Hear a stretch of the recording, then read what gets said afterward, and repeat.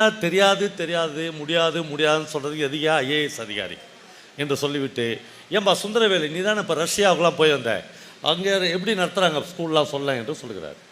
உடனே சுந்தரவேலு எழுந்து ஆரம்பிக்கலாம் ஐயா என்று சொல்கிறார். ஒரு பெரிய நம்பிக்கையை அந்த அதிகாரிகள் மத்தியில் ஆரம்பிக்கிறார். எப்படி என்று காமராஜர் கேட்கிறார். உடனே சுந்தரவேலு சொல்கிறார், ஐயா ரஷ்யாவெல்லாம் ஐயா எப்படியும் ஒரு ஊருக்கு ஒரு பெரிய மனுஷன் இருப்பான், 2 பேர் பணக்காரர்கள் இருப்பாங்க, அவங்கக்கிட்ட போய் ஒரு கவர்மெண்ட்டில் நீங்கள் சொன்னீங்கன்னு கேட்டோம்னா ஒரு 1/2 ஏக்கரோ 1 ஏக்கரோ நிலத்தை நம்ம நன்கொடையாக அந்த கிராமத்துக்கு வாங்கிடலாம். அப்புறம் ஒரு மாட்டு கொட்டாயோ ஒரு கீத்து கொட்டாயோ போட்டு ஸ்கூலை ஆரம்பிச்சிடலாம். 2 வாத்தியார்லாம் வேணாம் ஐயா, ஒரு வாத்தியார் போதும். அந்த ஒரு வாத்தியாருக்கு 60 ரூபா சம்பளம் போதும். அப்போ 60 ரூபா சம்பளம், 60 ரூபா போதும். 30 ரூபாயை கவர்மெண்ட் கொடுத்தா போதும். மீதி 30 ரூபாயை அந்த ஊர்க்காரர்களே சேர்த்து கொடுக்க வைக்கலாம் ஐயா, இப்படி ஆரம்பிச்சிடலாம் ஐயா என்று சொல்கிறார். அப்படி ஆரம்பித்தா அந்த ஸ்கூலுக்கு பேர் என்ன என்று காமராஜர் கேட்கிறார்.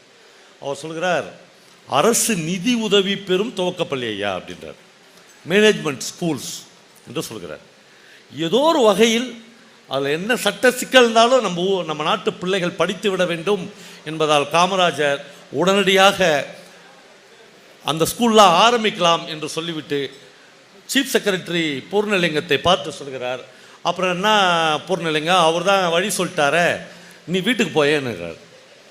அவருக்கு பயங்கர அவமானமாகி வெளியே ரிசைன் பண்ணுறார். தன்னுடைய சீஃப் செக்ரட்டரி போஸ்ட்டை ரிசைன் பண்ணுகிறார்.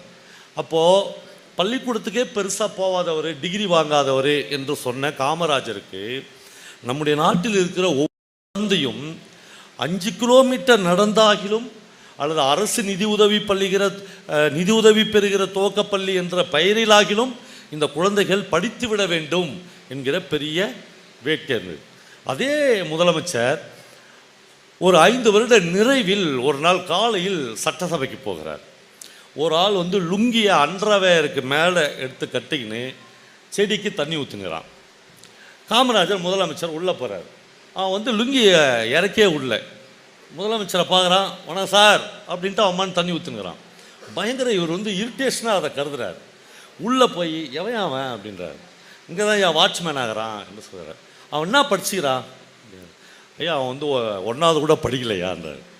காமராஜர் சீஃப் செக்ரட்டரி கூப்பிட்டு உடனே ஒரு ஆர்டர் போடு, இனிமேல் கவர்மெண்ட் சர்வீஸ்க்கு வரவன் எல்லாம் குறைஞ்சபட்சம் 8வது பாஸ் பண்ணியிருக்கணும். 8வது பாஸ் பண்ணாத எல்லாரும் டிஸ்மிஸ் பண்ணி வீட்டுக்கு அனுப்பு. காட்டு மிராண்டி இந்த மாதிரியே இருப்பான், தொட தெரியுது அப்படியே லுங்கி தூக்கி மேலே கட்டுனுறாயா என்று ஒரு ஆர்டர் போட சொல்கிறார். ஆர்டர்